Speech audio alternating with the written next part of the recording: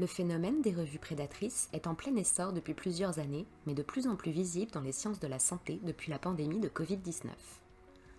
L'objectif de cette vidéo est donc de sensibiliser l'ensemble de la communauté médicale, que ce soit les auteurs d'articles scientifiques, les étudiants, les formateurs, ainsi que tout le cadre administratif à la problématique des revues prédatrices.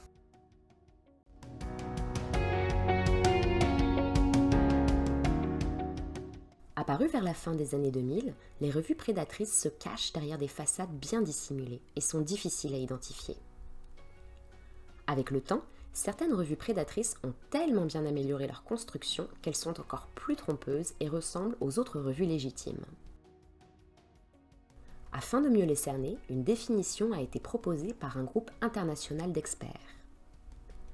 Les revues et les éditeurs prédateurs sont des entités qui privilégient l'intérêt personnel au détriment de l'érudition et se caractérisent par des informations fausses et trompeuses, un écart par rapport aux bonnes pratiques rédactionnelles et de publication, un manque de transparence et ou le recours à des pratiques de sollicitation agressive et sans discernement.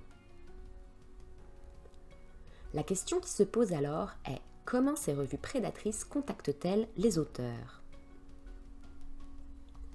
Eh bien, des courriels de masse sont générés et envoyés automatiquement grâce à des bases de données qui contiennent les noms et les adresses de milliers de chercheurs. Le contenu du courriel est adapté au domaine de recherche du destinataire. Il est flatteur, en anglais, et sous-entend que tout est possible. A l'inverse, le processus de publication dans une revue scientifique dite légitime est bien plus complexe. Typiquement, le schéma de publication ressemble à celui-ci. Les auteurs identifient la revue dans laquelle ils souhaitent publier et soumettre leur manuscrit. Le manuscrit est ensuite lu par le rédacteur en chef de la revue et ou le comité de rédaction. Un premier avis est formulé.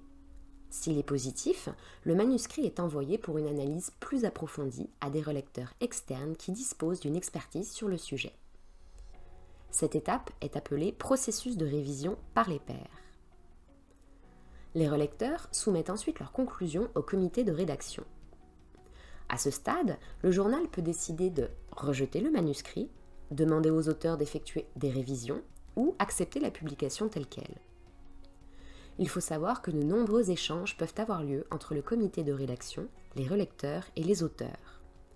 Selon la revue, plusieurs mois peuvent s'écouler entre la soumission du manuscrit et son envoi en production.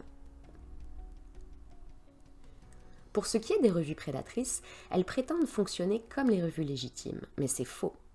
Elles disent être capables de faire ce processus de révision en moins d'un mois. En réalité, elles ne respectent pas les bonnes pratiques et le processus de révision par les pairs n'est ni explicite ni rigoureux. Aussi, le taux d'acceptation des revues prédatrices est très élevé, alors que celui des revues légitimes varie de 10 à 60% selon les revues et les disciplines.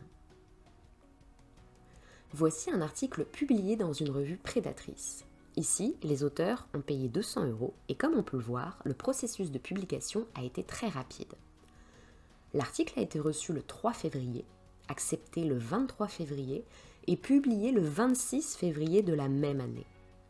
Ce délai très court de publication n'est pas celui d'une revue scientifique honnête et rigoureuse. Les revues prédatrices peuvent être publiées par de grands groupes. Ils sont bien organisés et leurs sites, comme on peut le voir ici, ont de nombreuses informations pour faire croire que la qualité est au rendez-vous. Le site internet est sommaire et les informations qui y apparaissent ont pour objectif de tromper le lecteur, comme par exemple indiquer un facteur d'impact ou encore les mentions légales et éthiques. Dans cet exemple précis, certains membres du comité de rédaction ignoraient que leur nom était listé parmi les membres.